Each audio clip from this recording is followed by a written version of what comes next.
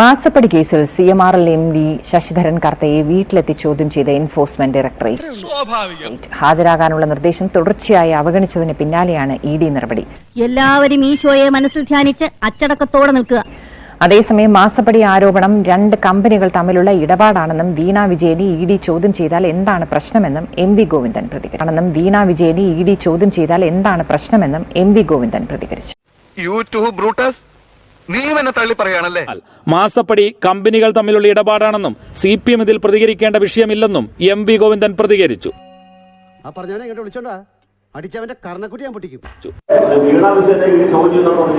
ആയിക്കോട്ടെ, ആരവാണം ചോദിച്ചോട്ടെ.